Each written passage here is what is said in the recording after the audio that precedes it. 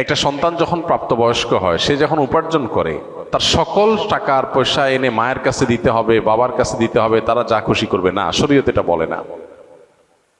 শরীয়ত বলে সম্পদ যে উপার্জন করেছে এর ব্যাপারে অধিকার একমাত্র তার। হ্যাঁ, উপার্জিত সম্পদ থেকে মার চলার জন্য, মার বেঁচে থাকার জন্য, সুস্থতার জন্য, চিকিৎসার জন্য যেটা প্রয়োজন সন্তান হিসাবে সাধ্য অনুযায়ী, মায়ের নিজের না থাকলে বা দেয়ার মতো ব্যবস্থা না থাকলে অবশ্যই সন্তানকে সেটা বহন করতে হবে। আর স্ত্রীর সর্বাবস্থায় স্বামী হিসাবে স্ত্রীর ভরণ পোষণ এটার ব্যবস্থা করতে হবে। এর বাইরে উদ্বৃত্ত টাকা সেটা ছেলে কি মাকে উপহার হিসাবে অতিরিক্ত দিবে, না স্ত্রীকে দিবে, না কাকে কত দিবে, নাকি আদৌ কাউকে না দিয়ে নিজের অ্যাকাউন্টে রাখবে, এটা একান্ত তার ব্যাপার। এখানে শরীয়ত মা বাবাকে ইন্টারফেয়ার করার অধিকার দেয় নাই সেইভাবে যেভাবে আমাদের অনেক মা বাপ মনে করেন যে তাদের অধিকার আছে। ছেলে বিদেশ গেছে, উপার্জন করে টাকা পাঠাবে সব বাপের নামে মায়ের নামে, তারা যা খুশি করবে, তারা সেখান থেকে বৌমাকে যা দেওয়া দিবে আর যা নেওয়া দেওয়ার না দিবে না। এভাবে আসলে ইসলাম মা বাবাকে এতটা অধিকার দেয় না যে সম্পদ সারা জীবন যা কামাই করবে সব বাপ মা যা ইচ্ছা তা করবে। জি না, এই সুযোগটা নেই। অনেক মা বাবা এটা জানেন না এবং এখানে অনধিকার চর্চা করেন তারা। সন্তান হিসাবে অবশ্যই মা বাবার সামনে যত বেশি সম্পদ নিজেকে, যত বেশি সম্ভব নিজেকে বিনয়ী করে তুলবে, সমর্পণ করবে, তাদের কথা মতো চলার চেষ্টা করবে। তাদের লাগবে 10 টাকা, সম্ভব হলে 15 টাকা দিবে। তাদের যা দরকার তার চেয়ে বেশি দেওয়ার চেষ্টা করবে, তাদের চাহিদার চাইতে বেশি সেবা করার চেষ্টা করবে। এটা সন্তানের জায়গা থেকে তার মানসিকতা থাকা উচিত। মা বাবার প্রতি কর্তব্য বোধের জায়গা থেকে তারা আমাদের মা বাবা, আল্লাহর পরে তাদের সদাচরণ করার গুরুত্ব সবচেয়ে বেশি আল্লাহর ইবাদতের পরে। অতএব সেটা খেয়াল রাখবে। কিন্তু মা বাবা এর মানে এই না যে সব কিছু মা বাপ নিয়ন্ত্রণ করবে। জি না, এখান থেকেই সংসারে অশান্তিটা শুরু। মা বাপ জানে না তাদের অধিকারের রূপরেখা কি এবং কতটুকু সীমানা আছে। এর বাইরে তারা মা বাপ হিসাবেও অধিকার চর্চা করতে পারে না বা তাদের ক্ষমতা তারা জাহির করতে পারেন না। এটা আমাদের সমাজে জানাশোনা নেই। এই জায়গা থেকে সমস্যাগুলো তৈরি হয়। একটা হাদিস আছে, সেখান থেকে কিছুটা অনেকে ভুল বোঝেন।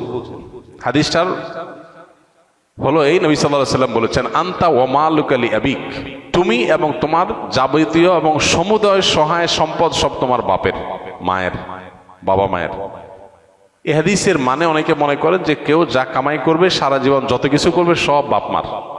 জি না, এই হাদিসের ব্যাখ্যা হলো তুমি তোমার উপার্জিত সম্পদ এখানে তোমার বাপ মার, অর্থাৎ তাদের খরচ খরচার জন্য যতটুকু দরকার ততটুকু তোমার এখান থেকে নেওয়ার অধিকার তাদের আছে। এখানে সমুদয় সম্পদ বোঝানো হয় নাই। যদি সমুদয় সম্পদ বোঝানো হতো তাহলে জাকাত তো বাপ মার উপরে বর্তাইতো, ছেলের উপরে বর্তাইতো না।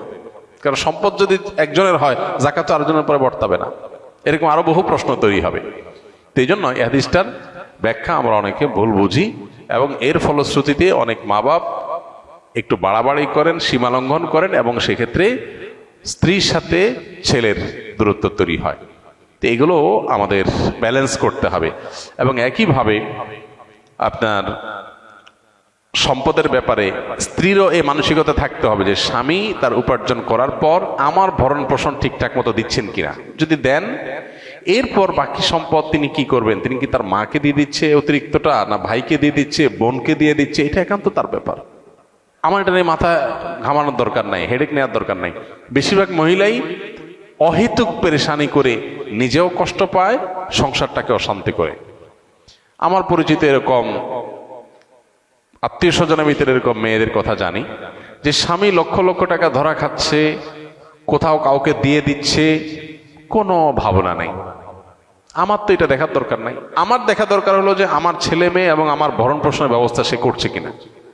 সেটা যদি সে না করে, আমার অধিকার যদি সে খর্ব করে, সেগুলোও যদি সে মানুষকে দিয়ে দেয়, তাহলে অবশ্যই আমি সেখানে দাবি তুলব, যথাযথ নিয়মে আমি আর্গুমেন্ট করব। কিন্তু আমি আমারটা যথাযথ পাচ্ছি, আর দরকারটা কি? বেশিরভাগ মহিলারা স্বামীকে চায় কবজার ভিতরে আনতে, কন্ট্রোলের ভিতরে আনতে, যে আমার কথা উঠবা, আমার কথা বসবা, আমার কথা এদিক ঘোরাবা, আবার এদিক ঘাড় ফিরাবা। এই যে স্বামীকে গোলাম বানাতে চায়, এটা আরেক সমস্যা। তাহলে একদিক থেকে মা বাপের সমস্যা, আরেক দিক থেকে বইয়ের সমস্যা। এই সমস্যাটা কেন হয়? কারণ তার কতটুকু অধিকার আছে এটা সে জানে না। তার যতটুকু অধিকার আছে তিনি তার চাইতে আরো বেশি খাটাইতে চেষ্টা করেন। এটাই হলো একটা ভুলের জায়গা।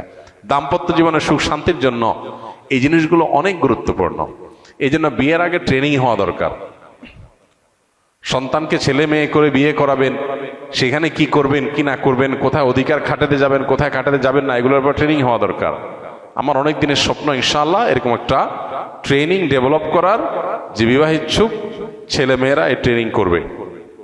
ডে লং ট্রেনিং হবে, পাওয়ার পয়েন্ট প্রেজেন্টেশন হবে, যে তারা দাম্পত্য জীবনকে সুখী করবার জন্য তাদের কোন কোন পলিসি পদ্ধতি অবলম্বন করতে হবে, চ্যালেঞ্জগুলো কিভাবে ওভারকাম করবে, এই সব বিষয়গুলো থাকবে ইনশাআল্লাহ। খুব শীঘ্রই আমরা এটা হয়তো ঘোষণায় যাব এবং এই ট্রেনিংটা শুরু করব। তো আমাদের বাসা বাড়িতে যে অশান্তিগুলো আছে, যে কলহগুলো আছে, আল্লাহ তাআলা সেগুলোকে দূর করার তৌফিক দান করুন। সবাইকে যার যার অধিকার, সবাইকে যার যার করণীয়গুলো আদায় করার তৌফিক দান করুন। আমাদের বোনদের যারা স্ত্রী হয়ে কোথাও কারোর সংসারে আছেন, কারোর সাথে দিনাতিপাত করছেন, সেখানে নিজের অধিকারের চাইতে বেশি অধিকার খাটানোর চেষ্টা তার করা যেমন উচিত নয়, ঠিক একইভাবে মায়েদের বাবাদেরও উচিত নয় সন্তানের সম্পদ এবং উপার্জনের পরে অতিরিক্ত মাথা ঘামানো। কোন ছেলে বউয়ের পিছনে টাকা একটু বেশি খরচ করে, একটু বউ পাগল বেশি হয়, মা বাপ হিসাবে তাদের দায়িত্ব হলো সন্তান সীমা ছাড়াই গেলে তাকে সুন্দরভাবে বোঝানো যে বাবা ব্যালেন্স করো, পরিমিত হও, হিসাব নিকাশ করো, অতি পাগল হয়ে যেও না। এরপর যদি দেখা যায় যে না ছেলে ভুল বুঝে বা বৌমা ভুল বোঝে, তো বাপ মা হিসাবে তারা তাদেরটা পাচ্ছে কিনা তারা দেখবে, বাকিটা নিয়ে মাথা ব্যথা করবে না, বরং আল্লাহর পর হাওয়ালা করে দিবে। কারণ বিয়ের পর বিশেষ করে কয়েক বছর পর্যন্ত, একটা নির্দিষ্ট সময় পর্যন্ত এই পাগলামিগুলো ছেলেরা করে।